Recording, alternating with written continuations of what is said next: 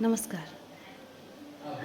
आप सबसे अनुरोध है कि मैं जो वीडियो बना रही हूँ ना, इस वीडियो को डीपीओ स्थापना सर के पास पहुँचा दीजिए। डीपीओ स्थापना गोपालगंज।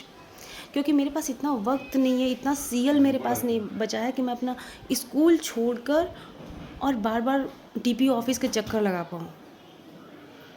डाइट में मेरी भी ट्रेनिंग थी, 5 से 10 अगस्त के बीच में। मैंने ट्रेनिंग किया भी था, 8 तारीख तक।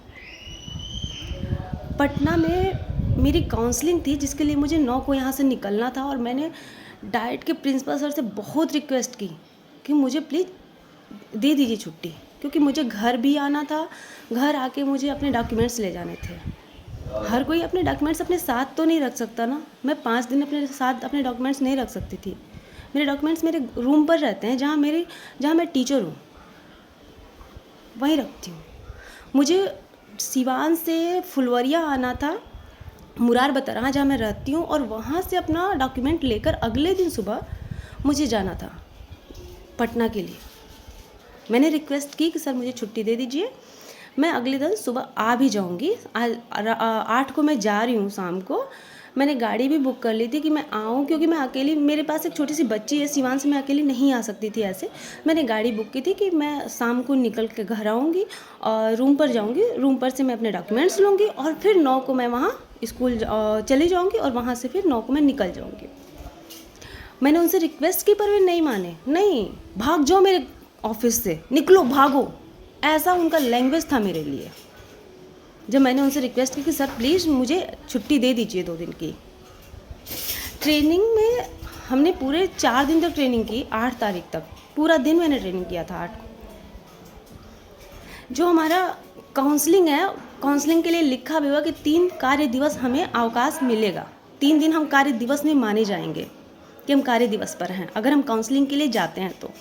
मैंने सिर्फ 2 दिन मांगा था, क्योंकि मेरे पास छोटी सी बच्ची है और कटिया से, जो कटिया जहाँ मेरा घर है और फुलवरिया ब्लॉक में मेरी पोस्टिंग है, वहाँ से पटना जाने में मुझे वक्त लगता, इसलिए मैंने 1 दिन की अतिरिक्त उनसे छुट्टी मांगी थी। लेकिन इसके लिए बदले में उन्होंने मुझसे बहुत ही बदतमीजी से बात की और उन्होंने मुझ पर आरोप ऐसे ही बोला, निकलो, भागो यहाँ से। एक शिक्षक के साथ उनका ऐसा व्यवहार क्या सही था? नहीं ना। और उसके बाद उन्होंने मुझे 3 दिन के लिए अनुपस्थित कर दिया, जबकि 8 को मैं वहाँ पर थी। और इसके लिए उन्होंने क्या शाम को जो उन्होंने साइन बनवाए वो दूसरे एक सिंपल अलग से पेज पर बनवाया, और मेरे जाने के बाद में 5:30, 6, 6:30 के बाद उन्होंने दूसरा पेज, जो रेगुलर जिस पेज पे भी साइन बनवाते थे, उस पर उन्होंने बनवाया।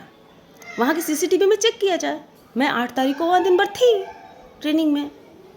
फिर मेरे 8 तारीख का वेतन कटौती क्यों होगा? 8, 9, 10 3 दिन का मेरा वेतन कटौती का अधिकार किसको मिला है? क्या मुझे काउंसलिंग में नहीं जाना चाहिए था?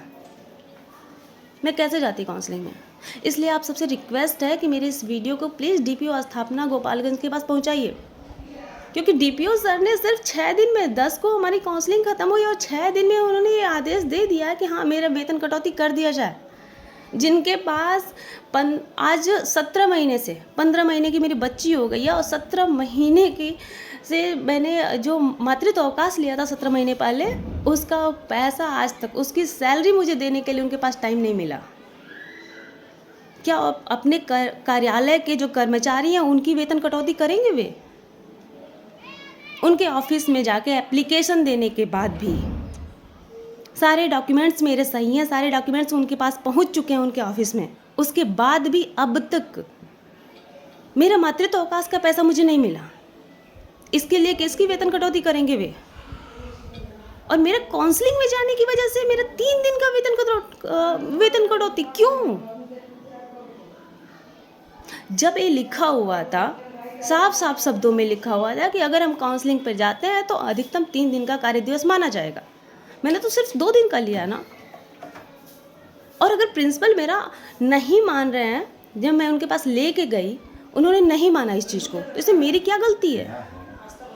प्लीज़ मेरे इस वीडियो को उन तक पहुंचाइए। एक शिक्षक के साथ जब आप इस तरह का व्यवहार करेंगे तो शिक्षक कहाँ से पढ़ा पाएंगे? धन्यवाद।